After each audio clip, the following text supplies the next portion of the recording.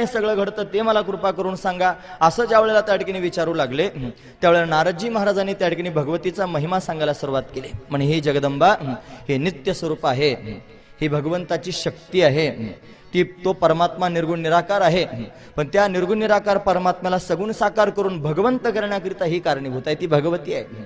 भग शब्दाचा अर्थ होतो गुण, लक्षपूर्वक आहे का.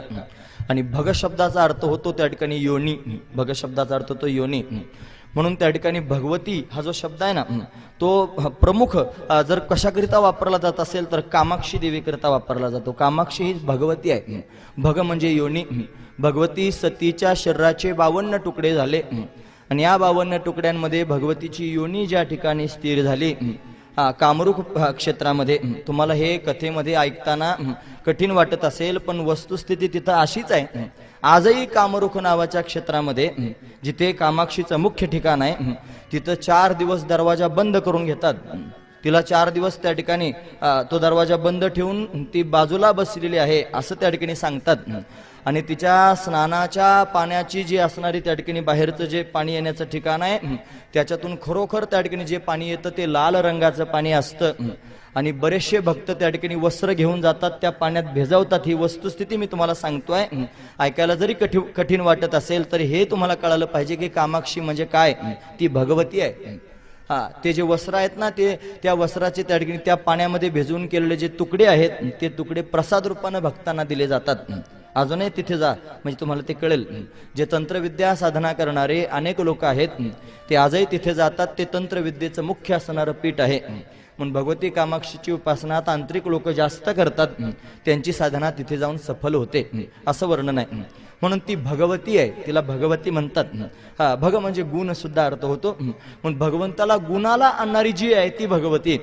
म्हणून अशा पद्धतीने त्या ठिकाणी महाराज तिचं वर्णन करून सांगू लागले. ती परमात्म्याला प्रगट करते, ती स्वतः सत स्वरूप आहे, ती चित स्वरूप आहे, ती आनंद स्वरूप आहे. येशाम आत्मशक्ती, ती आत्मशक्ती आहे असं तिच्याविषयी बोलू लागले. तिच्या आराधनेनेच त्या ठिकाणी ब्रह्मदेव चराचराची रचना करतात. तिची आराधना केली म्हणून तर विष्णू जगाचं पालन करतात. तिची आराधना केली म्हणून तर त्या ठिकाणी भगवान रुद्र जगताचा संहार करतात. अशी असणारी ती भगवती. ही भगवती जीवाला संसार बंधनात टाकणारी आहे आणि भगवती संसार बंधनातून बाहेर काढणारी आहे, मुक्त करणारी आहे असं तिचं त्या ठिकाणी महिमा आहे. हिचं पूजन नवरात्रींमध्ये त्या ठिकाणी केलं जातं. नारदजी महाराज वसुदेवाला सांगतात भगवतीचा महिमा. ही त्या ठिकाणी भगवती नवरात्रीमध्ये असं आहे, भगवतीची शक्ती, देवी शक्ती नवरात्रामध्ये नेहमीपेक्षा 1000 पट जास्त असते. नवरात्री भगवतीचं स्वरूप ज्योतिर्मय आहे. ज्योतिर्मय लक्षपूर्वक ऐका. रात्री आणि ज्योती याचा जास्त संबंध असतो. रात्रीच्या वेळेला त्या ठिकाणी अंधार असतो, त्या अंधाराला प्रकाशात परिवर्तित करण्याकरिता गरज असते ज्योतीची. म्हणून भगवती आहे ज्योती. लक्षपूर्वक ऐका. भगवान शंकराची पिंड असते ना, त्या पिंडीला त्या ठिकाणी आपण पाया पडतो, सगळं काय करतो, पण ठराविक लिंगांना जास्त महत्व येतं. शिवलिंगांना त्याला आपण काय म्हणतो, ज्योतिर्लिंग.